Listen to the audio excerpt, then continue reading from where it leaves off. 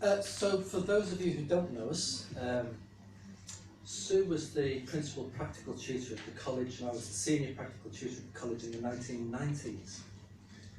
And in 1996, we made a chance discovery in the library at the college there. This was when it was back in Oxford in Park End Street. Then if you remember that pokey little room, that was laughingly called the library. And this discovery we made, when we saw it, we both realised instantly it was the missing piece of the jigsaw to what had been our chiropractic training. And it was one of those pieces that you didn't even know existed until someone showed it to you. It was like, well, why haven't we thought about this before? Felt a bit dirty, really. So this chance discovery has led us on a merry dance these last 20 years. We've had the joy of meeting some seriously eccentric people around the world who are working in this field. Some wacky old chiropractors. We have peculiar, let's say, or interesting, very long messages left on our answer phone from people around the world. And although these people are a touch eccentric, some may be goofy, actually they all have the same gleam in their eye when they start talking about this, and they've all really generously shared their passion and their understanding of what they knew with us. So it's our chance to share that with you, really. And for us, we get asked to talk at all sorts of places. We'll bore the pants off anybody about this kind of work, given half a chance. But for us, we're particularly happy to be here today because it's like we're playing to our home crowd. You know, we're McTimoney. So perhaps today we'll start you on your crazy dance with this kind of work. And who knows, maybe in 20 years' time, you'll be saying to a group of people, well, it all started when we went to hear two crazy old chiropractors talk with this gleam in their eye. And then one of them had to go and mention the word gravity. That's what we're talking about, a matter of some gravity. Today, this is more or less what's happening today. We're starting off with I like to move. We're starting off with an overview, and it is only an overview. You know, for the last 20 years or so, we've been learning about this, researching it, playing with gravity, experimenting with gravity, and the problem we have is what to cut out, and we've had to be really ruthless to try and get 20 years of understanding down to half an hour with a few jokes from tea break. So, of necessity, we're going to have to be quite superficial with some of these areas. I mean, some of these slides are a whole talk for us normally. So we're just going to give you a quick overview. I'm sorry if it's a bit too superficial in some places, but we are doing a breakout session this morning. And if you feel you want more in-depth information, please come to us then and ask us about it. So once I've finished talking, and I've already used up 20 minutes of my 45 minutes, we're going to do a demonstration so you can see what the whole technique is. We've got a special announcement about a course we've written specifically for chiropractors, which we're running in conjunction with the MCA. So we're going to tell you about that. If there's time, there'll be time for questions and answers. And then, as I say, we're doing a breakout session this morning. And if we run over, then perhaps, you know, if you've got burning questions, we can handle them in the breakout session. So we were told that we were going to have quite an intelligent audience today. And well, there's no one with pants on their heads, so I'm pretty sure we can go there. So I'd like you to let's start off a bit speculative. So what if physiology, emotional well-being, your internal architecture, your consciousness, and even the length of your life was affected by your relationship to gravity. Consider this as well. What is your relationship to gravity? Do you have a positive relationship to gravity? Do you know what a positive relationship to gravity looks like? Well, this is what we're hoping to be answering today. Today we're going to be talking about something called the static upright physiological efficient posture. Phew! Now this is defined when all parts of the body are correctly aligned with respect to each other, but more crucially, when the whole of the body is correctly aligned to the gravitational field. Now you've probably had lots of talks about, your pointer's not working, you've probably had lots of talks about the first bit, so today we're just going to concentrate on the second part, when the whole of the body is correctly aligned to the gravitational field. And it's been our experience actually that if you can do that second bit, then the first bit very often takes care of itself. Hooray! I have laser. So this static upright physiologically efficient posture, we evolved in this gravitational field, and we had to evolve a posture which minimised the constant pull of gravity. And that's the static upright physiological efficient posture. Now that's a bit of a mouthful to keep on saying all the time. So if it's all right with you, from here on in, I'm going to call it just the physiological efficient posture, or more commonly, the PEP. And if you were standing at a plumb line and you had the PEP, you could see that a plumb line would bisect you evenly left to right. Your shoulders, hips and occiput would be horizontal and parallel. Side on, the plumb line would run down through the middle of your ear, your shoulder, your hip, your knee and your ankle. Now, to actually be in the PEP, to have a physiological efficient posture, you need to know that your centre of gravity is where it should be. And the counterweight, which is the centre of supporting body, is in the right place as well. Now this is actually tremendously difficult to decide. You do that, your centre of gravity moves. You change the way your foot contacts the floor, the position of the counterweight shifts. It's remarkably difficult to know where these 2 points should be. And it's not a new question. Not a new question. This is Dr. John Hurley. He was a chiropractor and he was wrestling with exactly the same question back in 1914. At that time in chiropractic, if you remember, the big question in chiropractic was all about the majors and minors. You know, they thought there was a subluxation, that was the major, and then all the other subluxations were compensations for that first one. And if you could just find what the major was, you just need to adjust that, and all the minors would take care of themselves. And eventually techniques like upper cervical specific grew out of this. But John Hurley was slightly different. Before he'd become a chiropractor, he'd been a structural and mechanical engineer. And he wondered whether the major wasn't a joint, but a point, the centre of gravity.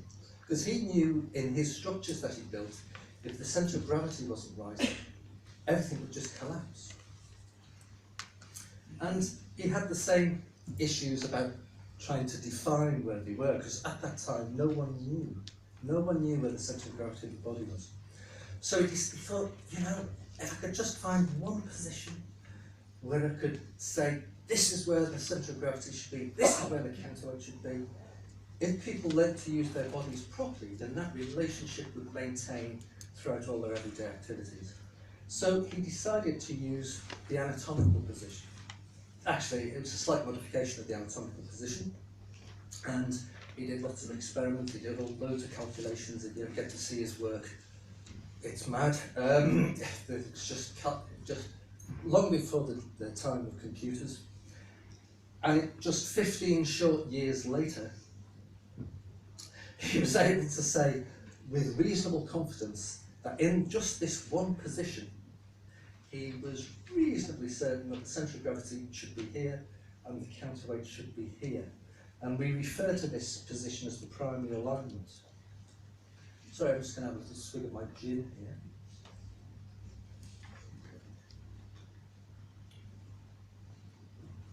So the primary alignment consists of the centre of gravity, and this is what he discovered. When upright in the gravitational field, the centre of gravity is just anterior to L5S1, and also in this one position, the counterweight is at S3. So let's see how this works. Oh, there's a little picture of it, just in case you didn't know where L5S1 and S3 is. Okay, so let's look at this. Oh, stopped working again. Has anyone got a laser printer? Okay. Have you got the? Let's go analog. Let's go old school.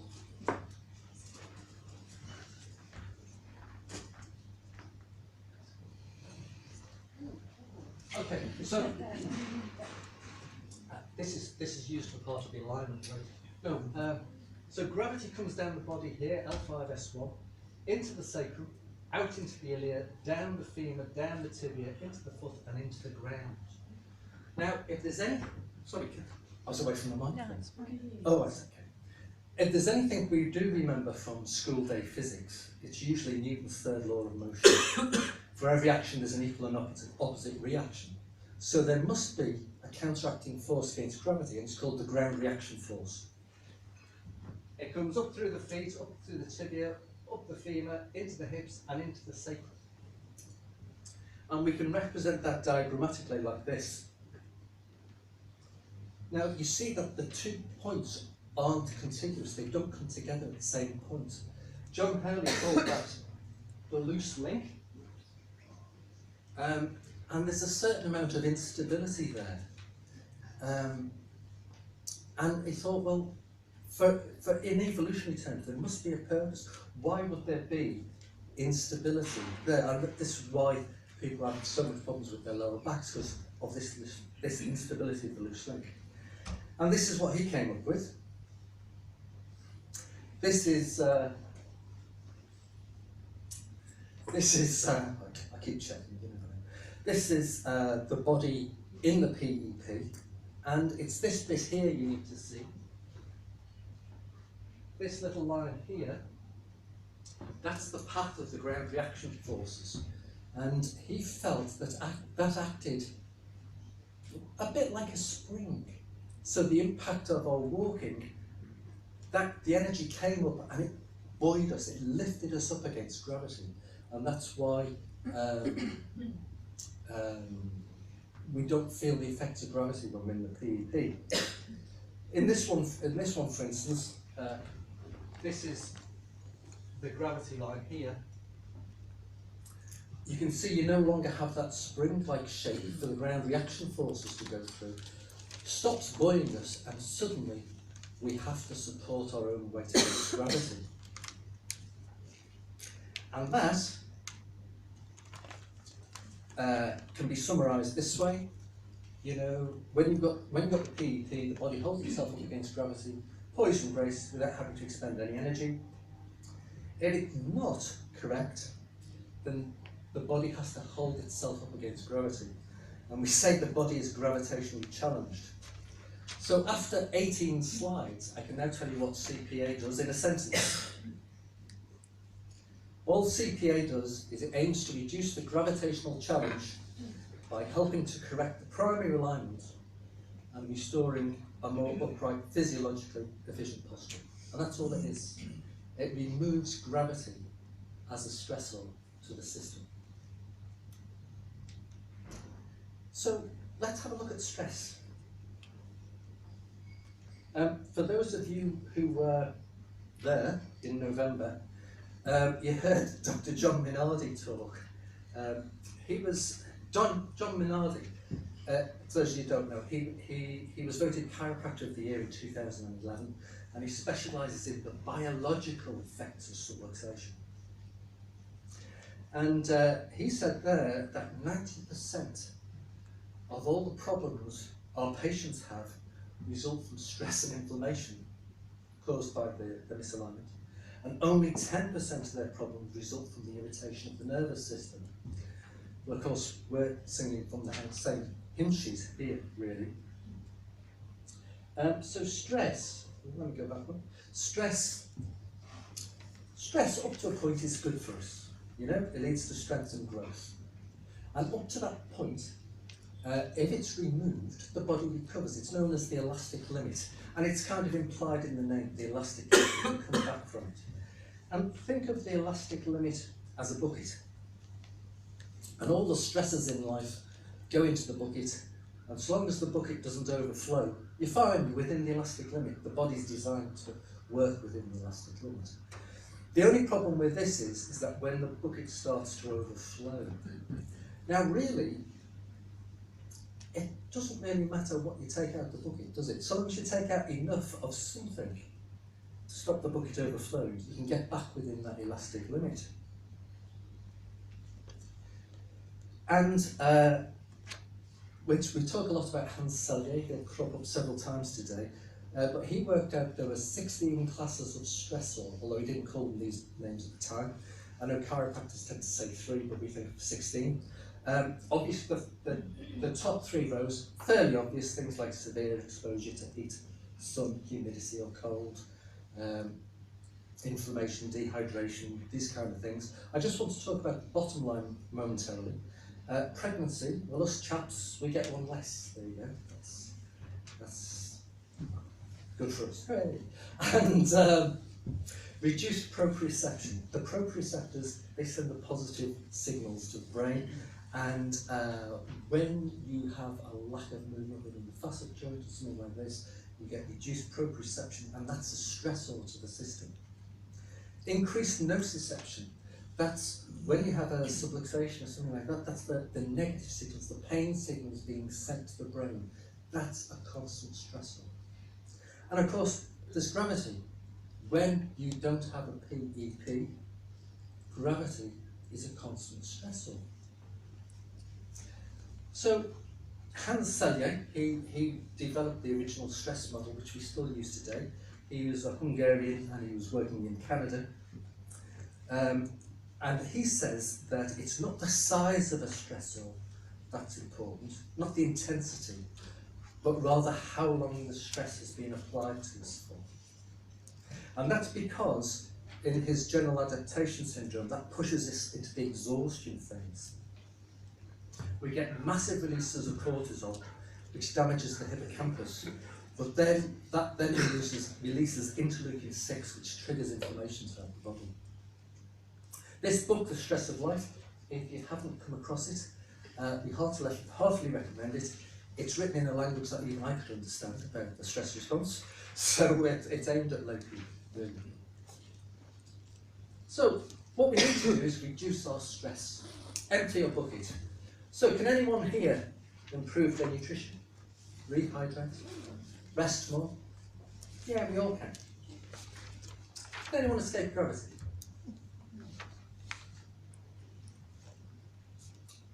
You see, you can't escape gravity, so if you don't have the PEP, it becomes a constant stressor. In fact, some people think it's the largest stressor simply because we can never escape from it. So all the CPA does is it reduces the postural distortion that results in the gravity becoming a stressor.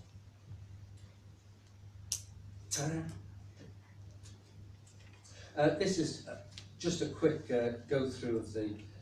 We haven't really got time for this. Sorry, I'll just go back. This is what happens with the activation in the endocrine system. This is all in James Chestnut's 14 Principles of Chiropractic book, if you want to have a look at this. The thing to note really is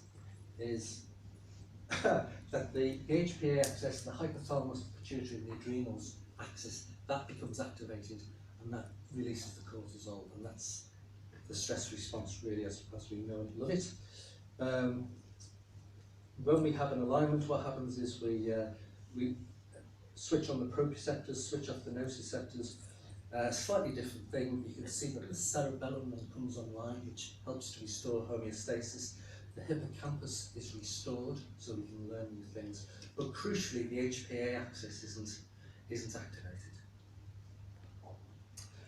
So CPA helps reduce the distortion which makes relative stress. The HPA axis is switched off. It improves proprioception and decreases nociception. However, just one more thing, another little trick up my sleeve. CPA, when you actually have it, it potentiates the parasympathetic system, and that down-regulates the stress response from whatever stressor is affecting you. And so, really what we say is the allostatic load is reduced. We're helping to reduce people's allostatic load and return them to homeostasis. Until relatively recently, there haven't been that many studies on gravitational challenges. This is my favourite by far. I don't know if you've seen this. This was a study. Actually, it was to do with more with evidence-based medicine. It's great. Parachute used to prevent death as major trauma. A review of randomised controlled trials. This is great. If you've ever had to write a paper, like I have, you'll just chuckle with the joy. You can imagine them killing themselves as they were writing the whole thing. Anyway, this is the abstract. The abstract, the main thing is the results. We were unable to identify any randomised controlled trials, so they couldn't actually do it. However, their conclusion is worth quoting in full because it applies to us as chiropractors. This is great. As with many interventions intending to prevent ill health, the effectiveness of parachutes has not been subjected to rigorous evaluation by using randomised controlled trials. Advocates of evidence-based medicine have criticised the adoption of interventions evaluated by using only observational data. It's this next one, isn't it? We think that everyone might benefit if the most radical protagonists of evidence-based medicine organised and participated in double-blind, randomised, placebo-controlled crossover trials of parachutes. That's fantastic. Doesn't give you much information actually for what we're talking about, but yeah, I just thought I'd tell you. This one's a slightly more serious one. This is from the Journal of Manipulative Physiology, way back in 1998. It showed that poor posture leads to poor healing of body tissues and can lead to pathological postural changes, becomes self-perpetuating. It also showed that a reduction in the symptoms is not enough of a guideline in measuring the improvement of the structural load on the human frame. So just because they've suppressed whatever it is that happens, that posture's still there, still working away. This one really floated our boat the first time we saw it. This refers to a body when it has a PEP. Roger Sperry, he was a neuroscientist. He won the Nobel Prize in Medicine in 1981. And he said that better than 90% of the energy output of the brain is used in relating the physical body to its gravitational field. Now, that's an outrageous statement. When you stop to think about it, over 90% of the total output of your central nervous system is devoted to relating you to gravity. So that means just under 10%, let's just call it 10% from here on in, is used for everything else. Whether it's climbing a 5-bar gate, being good at sums, composing a symphony, digesting your food, doing tissue repair, everything else you can think of only gets 10%. 10% of the cake then. Now, what happens when you're not in the PEP? Well, it turns out that the body will recruit as much of that 10% as it needs to offset the extra load required. So the continuation of this little thing from Roger Sperry is that the more mechanically distorted a person is, the less energy available for thinking, metabolism, and healing. Now, does anyone here work with people who are involved in peak performance, athletes, dancers, all that kind of stuff? Okay. This is actually a marginal gain that isn't being talked about. Do you understand the concept of marginal gains? Okay, a marginal gain is you make a tiny little improvement here, a tiny little improvement here. If you make enough of them, it might take 0.1 of a second off your time, and it's the difference between gold and silver. Now, I have to say, we didn't realise this ourselves. About 3 or 4 years ago, someone rang us up and we said, I've just been reading your website, and we'd like you to come and talk to physiotherapists who look after elite athletes, because we think you're dealing with a marginal gain that isn't being addressed. We didn't have a clue what a marginal gain was, and when we found out what a marginal gain was, by then we'd already said yes, because we say yes to everything. And so we thought, well, we don't know whether it actually makes any difference or not to performance. Fortunately, we had some links with a local cycling club, and we went and gave them a little presentation, and we invited them to take part in a sort of mini trial, just so we would stop bricking it, really, you know. And about 15 of them said yes, and what we did was we gave them 4 alignments, and they monitored their performance before, during and after the trial. Now, the thing about cyclists is, are there any cyclists here, just in case I say anything that's insulting? They keep fanatical records, you know. They know exactly how they have to set up their bikes, they know exactly everything, right? Now, every single one of those 15 people noticed improvements in their performance after 4 treatments. They all had to change the setup of their bikes. You know, the setup of a bike for a cyclist is key, how far the saddle is from the handlebars and how high it is, all this kind of stuff. And in fact, one guy who was in his late 60s said, I've not been able to ride with this configuration since I was in my mid-30s. Because they keep those kind of records, you know. Some of the cyclists found that their lap times improved when they were at the velodrome. Some of them found that when they went up a hill that they normally go up, they were able to go up in a higher gear. Some of them found that they could cycle for longer, the distance cyclists, before they had to stop for a rest. And some of them found that they recovered quicker. And it wasn't just them, their coaches noticed the difference as well. It was a tiny little trial, didn't really mean anything. We approached a local university to see if they'd be interested in taking it further. And they were very interested, actually, with their physical sciences. Physiology. Physiology department. So we went and talked to the students there. They're still waiting to get the funding together to do that. So whether it happens or not, I don't know. Although this week we have been contacted by someone in Slovakia who wants to do something similar over in Slovakia, so maybe it'll happen over there. So yeah, if you're dealing with peak performance, this might just be an added little thing to all that. Back to Roger Sperry. See, I get sidetracked. So how are we doing for time? He went on to say that 90% of the stimulation and nutrition of the brain is generated by the movement of the spine. Not new information really to us chiropractors, but new subsequent studies have shown that you need a distortion-free spine, freely moving within a good posture to generate the proprioception. And there's a couple of studies there if you needed them. By the way, you can get all these links on our website. You should have had a little song sheet on the seat values. And there's links to the website there, and you can get all this information in more detail. So we asked you to consider these things. I think we're going to overshoot. I might have to get me a coffee, someone. We're going for it. Buckle in. Right. We asked you to consider these questions at the start. Normally, these next 3 slides. This is an hour and a half talk for us, so we're going to whiz through it. We start off in homeostasis. We have a challenge of some kind, a stressor. We're going to say gravitational challenge, because we're talking about gravitational challenges, that activates the general adaptation syndrome.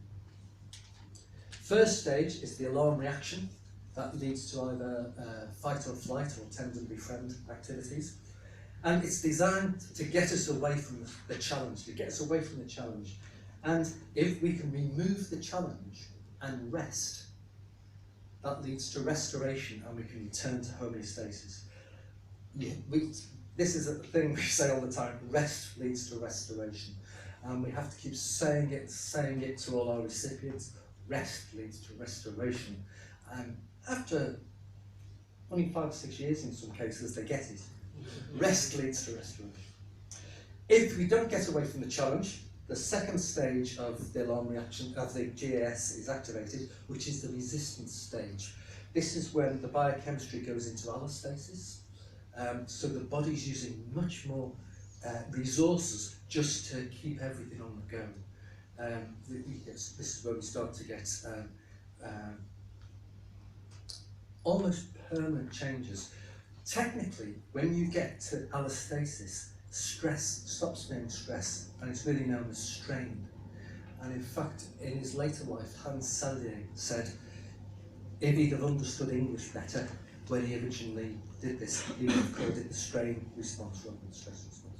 Now the difference is, when you get to strain, you can't return to homeostasis without any help. There has to be some kind of intervention. Simply removing the challenge by then isn't enough, because the system is strained.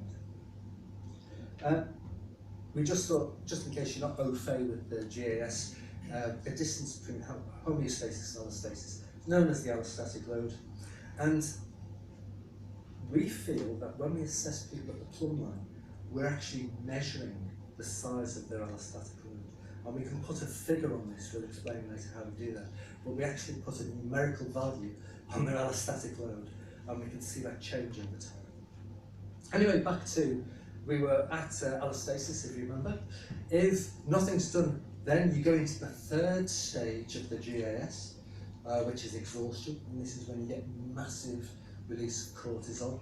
And in fact, it's normally at this stage that people come to see us, because it leads on to other problems.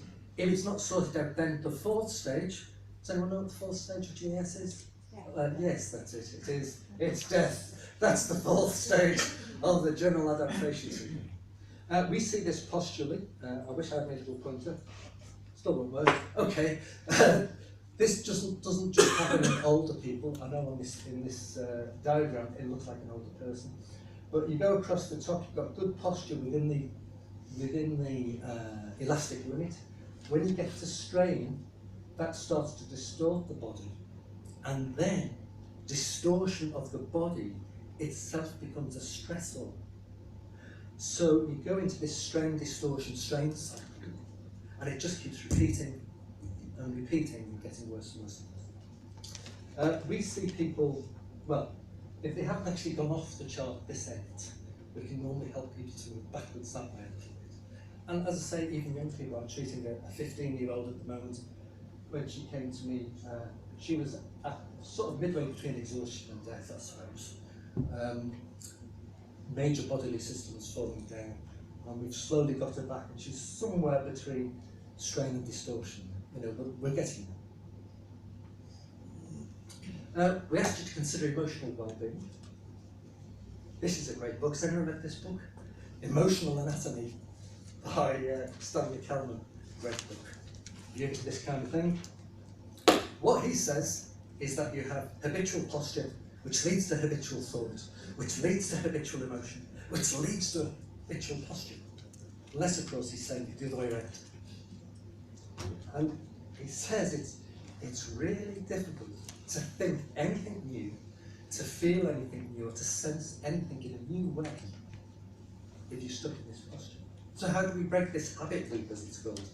Well, Jerry Brewster said it quite succinctly: if I can interfere with the posture, then I am free of both the emotional and thought tied to that posture. So because we want to need to think about some new things in a moment, why don't we all just stand up and have a bit of a stretch, wriggle, move your limbs, be able to experience things in a new way.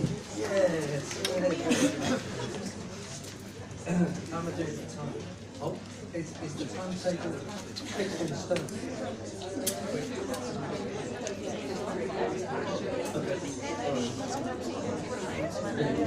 Okay. All right. Okay, so we must push on. We're going to very, very quickly jump through this because I'm running out of time, because I'm from Liverpool, in correct terms of culture. So the best model we have currently for internal architecture is the tensegrity model. If you've not come across this before, I haven't really got time to explain it too much, but it's a model that balances compression with tensional forces. Let's just push all these up. It's what we've been saying all the time, really. The gravitational structures in the body are bones, they resist compression. The tensile forces are moves through the myofascia. It's where the ground reaction force comes up through the kinetic chain. And the whole thing's balanced. Tensegrity, worth just noting, also goes down to the cellular level, and it'll affect cytoskeletons and biochemistry and function of the cell. Donald Ingber wrote a little book about this in 1998, The Architecture of Life. And if you haven't come across tensegrity before, this book gives you a great introduction to it, which I was able to follow after a few weeks, so it's quite good. So it's quite simple. Consciousness. Okay, this is where we start to get freaky.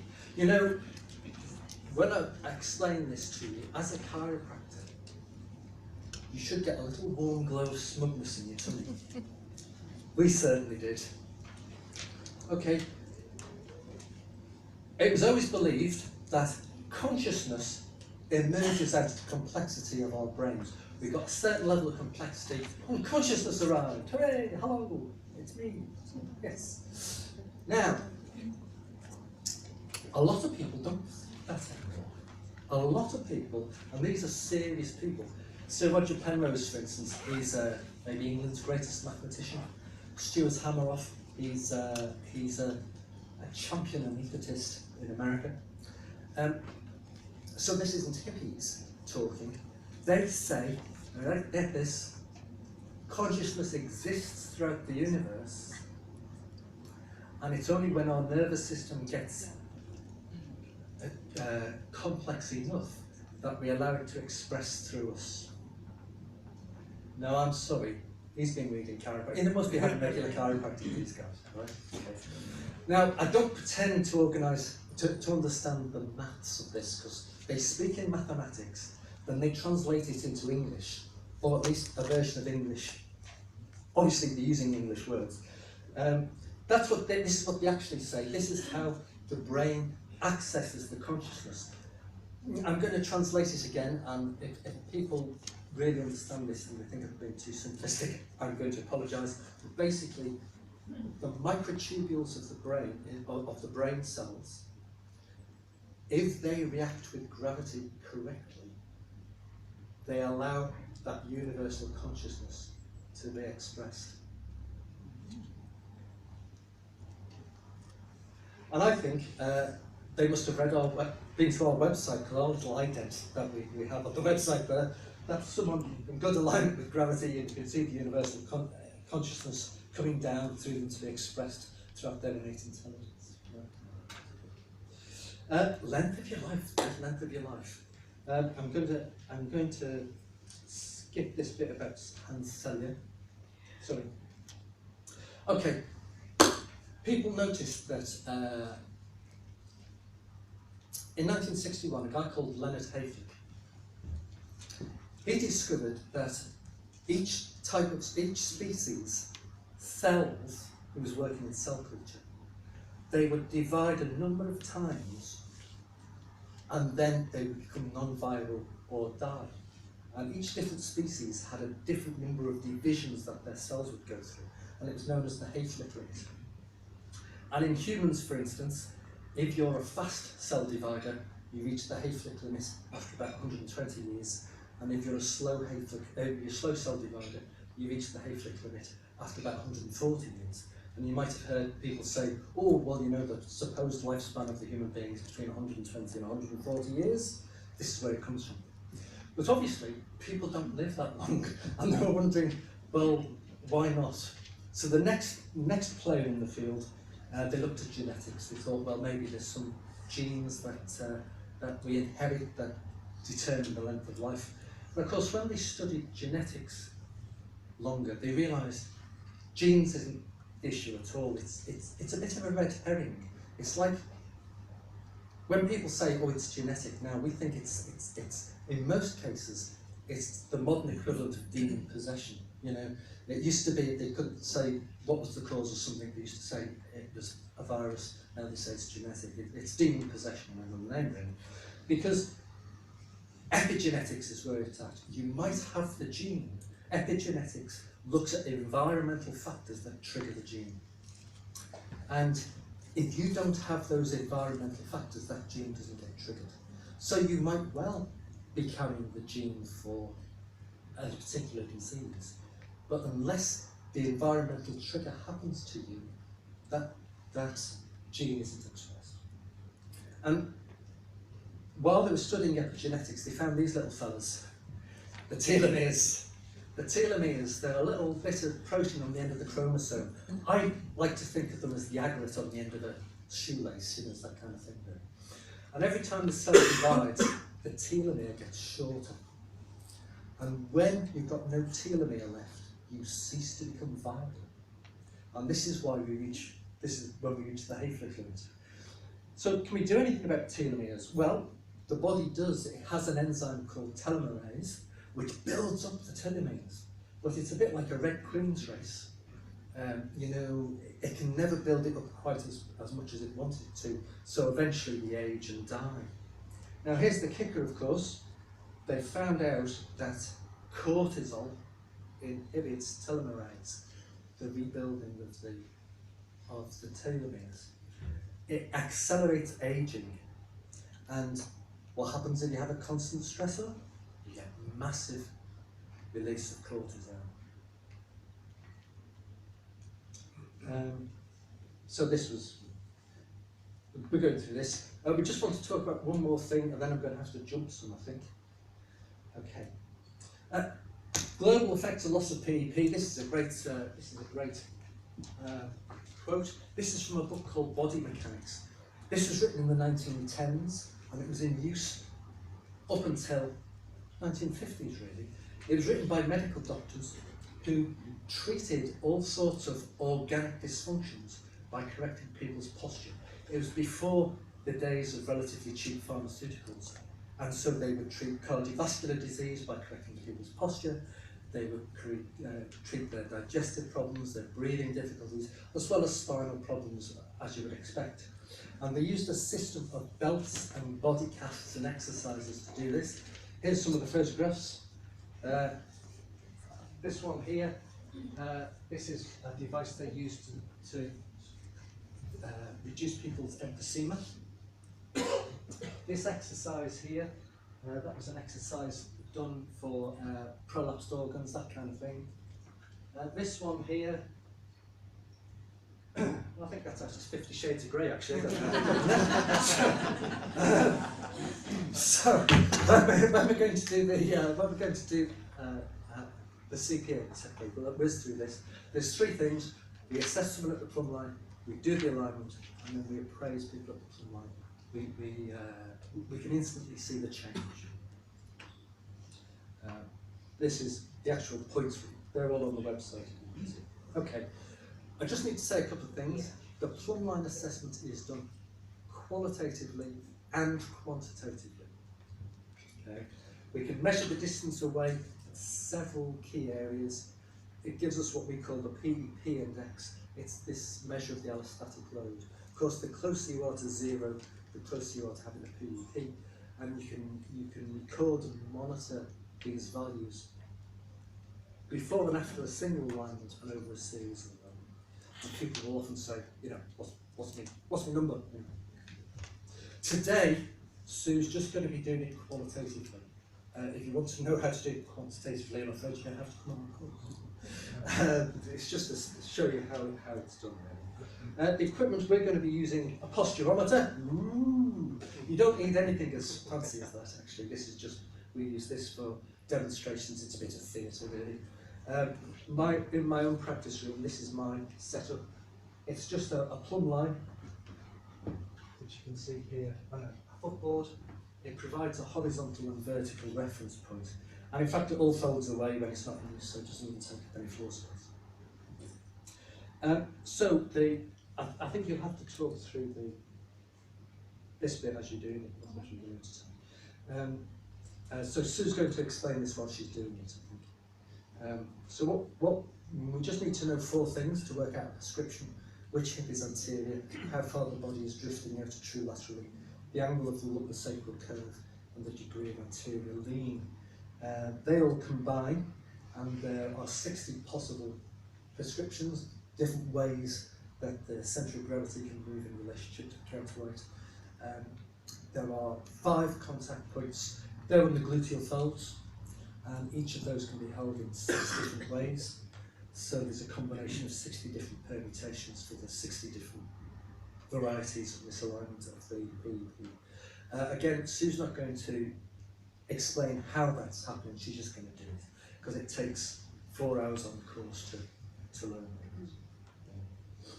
Essentially, the contact point maintains the PEP while the alignment releases the holding pattern in the myofascia, and then can then reset to a more normal tone and hold the centre of gravity in its correct place. Back on the plumb line at the end for instant thing. We don't need before and afters because we're going to do it.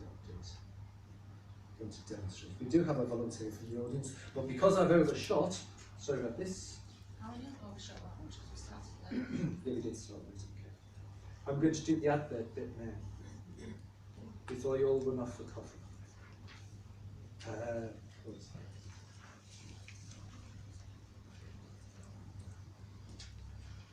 Okay, as Liz said at the start there, oops.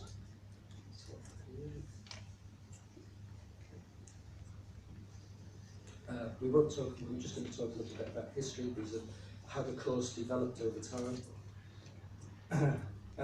One thing I would say is we have a newsletter, and we publish jolly good articles every 6 or 8 weeks about posture. The current one is about how our posture influences how we interpret reality. Interesting little take on posture. If you want to receive it, you have a little sign-up form there. Just give us your name and email address. It'll come winging through your letterbox every couple of months or so. The course, it can be easily integrated into any practice really. The whole procedure, when you get good at it, 10 to 15 minutes, that kind of time it takes. We often do it in conjunction with McTimoney, or in alternation with McTimoney, or quite a lot of the time instead of McTimoney. You know, as you get more used to it, you know what it's capable of. It's only open to existing practitioners. It's an add-on technique. It's not a therapy, if you like, in and of itself. We don't teach the basics of anatomy and physiology and all that kind of stuff. We expect people to know that, so we just get on with it. And it takes place over a long weekend. And we're doing this special course in conjunction with the MCA. It's just for chiropractors, so we can be fast and dirty, get through the material really quick. It's actually on the Friday, June the 23rd to Sunday, June the 25th. It's 20 hours CPD, and it costs £350. However, for the people here today, if they want to pay a deposit to the MCA by close of business on Monday, you'll get a further £50 off that. So that would be £300. Now that's a good deal. This is our next usual course. In case you know anyone who isn't a chiropractor, as you see, our normal courses they last 24 hours and they cost £500 with £50 off for an early bird booking. So you're saving about £150. Great deal, just for chiropractors. You can do this. Right, that's the advert over. Now Sue is going to do a demonstration. We have a volunteer at the back, which is great. We're going to just shuffle the furniture around a bit. We're going to bring a bench here, maybe just move the... Sue.